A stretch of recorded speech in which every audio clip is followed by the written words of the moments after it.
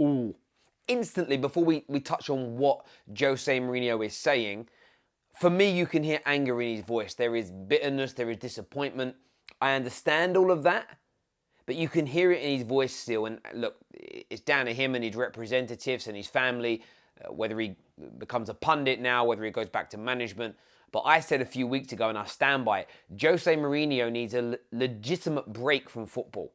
For me, he needs to go somewhere, soak his head, get himself together, because in the opening 33 seconds of the clip we're watching, you can feel that pent-up aggression, that anger and frustration at how his managerial career has panned out. Hello and welcome back to the Football Terrace. Thank you all for tuning in as ever. Jose Mourinho has been gone, finished, kaput as the Man United manager for around 4 weeks now. In that time, it's been very, very quiet on the Jose Mourinho front. But as we spoke about just a couple of days ago, it's transpired that there is a very rigorous and very well put together gagging order, a non-disclosure agreement for the legal term, put in place that stops Jose Mourinho talking about lots of events and lots of situations that were going on at the club, some of which that led to his eventual sacking, and of course his own perspective and viewpoint on the way Manchester United Football Club is being run. However, the non-disclosure agreement does not stop Jose Mourinho from giving you his opinion about what a good football club needs, the dangers of modern day football, player power, etc. And that's exactly what I've been told Jose Mourinho has done during one of his first interviews in his new role as a television pundit. Now, I haven't seen any of the clips. I've seen lots of tweets from people, but I really want to watch it with you all right now, give you my live reactions to what is being said, because I'm really intrigued to see what Jose Mourinho has got to say. Depends on the club, and depends the way the club looks at it. I remember, for example, and probably you do because we are speaking about such an amazing manager, one day, I think it was when Manchester United sold David Beckham to Real Madrid. I think it was that period, if I'm not wrong, but the phrase I kept with me, the biggest one in the Premier League, Sir Alex Ferguson, told, the day a player is more important than the club, goodbye. Ooh. Instantly, before we touch on what Jose Mourinho is saying, for me, you can hear anger in his voice. There is bitterness, there is disappointment. I understand all of that, but you can hear it in his voice still. And look, it's down to him and his representatives and his family, whether he becomes a pundit now, whether he goes back to management. But I said a few weeks ago, and I stand by it, Jose Mourinho needs a legitimate break from football. For me, he needs to go somewhere, soak his head, get himself together, because in the opening 33 seconds of the clip we're watching, you can feel that pent-up aggression, that anger and frustration at how his managerial career has panned out. Not anymore. Not anymore, because there are many things behind that is difficult to create a situation so linear as this one. So I think the way to do it is for the players to find a certain balance, and the balance has to be created in the relation between the players and the manager. The manager is there to coach them. The manager is not there to keep the discipline at any cost. The structure must be... It's an interesting one there. I actually understand what Jose Mourinho is trying to say. The problem that he has got in terms of his credibility at delivering this message is that it didn't appear the players were being coached. The players were not happy with the style of football. The players in turn didn't respect what you were trying to do as their manager. Equally, in terms of disciplining the players, if somebody's coming in as purely a head coach, I agree the discipline side of the disciplining of the players has to come from a different source. But because you publicly berate them and embarrass them in front of the media, their own fans, and told so many of what should have been kept internal stories, because you made them so public, and your credibility in turn gets damaged, one, there's even less chance of people listening to you on the coaching front, which you think that's all you should be there to do is coach. Secondly, because people have lost respect for you, In turn, they don't like the way you coach. Thirdly, they don't like the style of football you're playing. When you go to your bosses, as they would be, as in terms of Ed Woodward in Man United's situation, they are less likely to listen to you when you say, we have to discipline player X and player Y and player Z. They're not going to listen to you because you don't have any credibility. Let's paint the picture here in regards to Man United. Let's just say, for instance, the football was brilliant. The majority of the players, 95% of them, were very, very happy. And 95% of the entire setup loved you and respected you.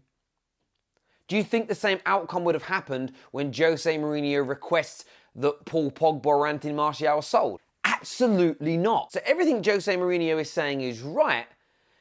However, you have to be a manager in a credible position who is liked and respected from top to bottom in your club for this to be right in itself.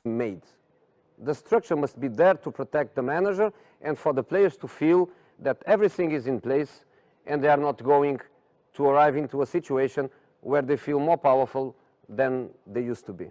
Jose, as I've already said, is coming from a place of where there's no credibility. But I understand what he's saying. Players shouldn't have more power than the manager.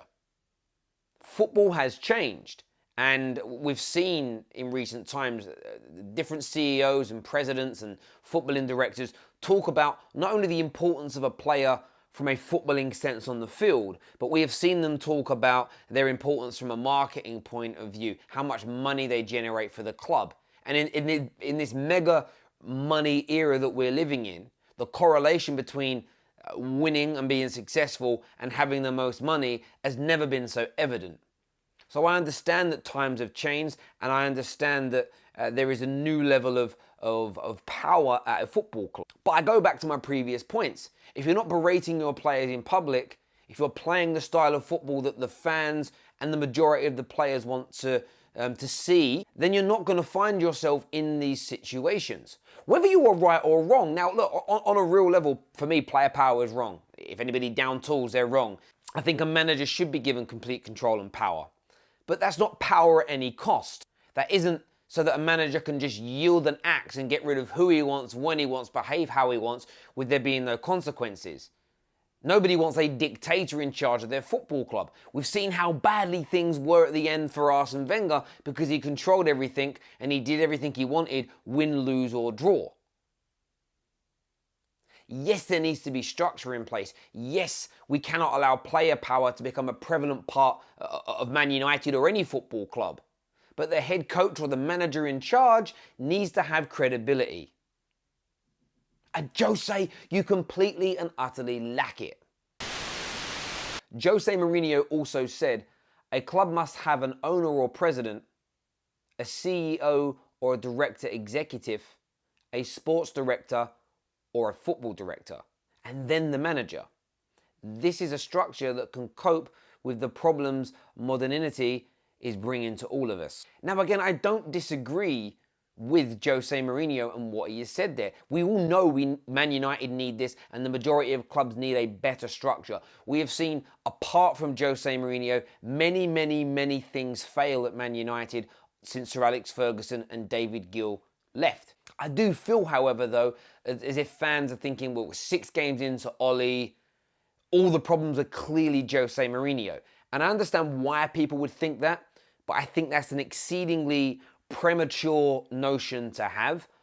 I believe that if we overlook some of the deeper, wider, more systemic problems at the football club, they're only going to rear their head later. And with the euphoria that Man United fans are feeling and the excitement for the future, it may come back to bite them and us, me, I'm one of them, more so than ever. But what I do think is that Manchester United are restructured. Whether you want to trust in what Jose Mourinho is saying or not is entirely up to you, and that is your right. I personally think he lacks a bit of credibility to say this and to be respected for it and applauded for his comments. And he's never going to get that from Manchester United fans. But if we remove the man who is saying it for the moment and your personal emotions and feelings towards him, and just take the words and we think about it, There's so much about what he said that's right. Manchester United Football Club need a better structure because it has been failing for 5.5 years. However, Jose was very much part of that problem, and we should never ever deny that. Ole Gunnar Solskjaer attacking football, the Man United principles is what we want to see. But to complement Ole, or whoever the new long-term manager is coming in, a proper football instruction needs to be instilled at the football club, whether it be a footballing director. There needs to be a proper chain of command, legitimate recruitment that matches the philosophy and playing style that the club sets. Only then, in my opinion, will we see Manchester United flourish again and truly become a relevant top-flight, elite-level team. Let me know what you think. Smash that like button. Take care. God bless and see you all soon. Bye-bye.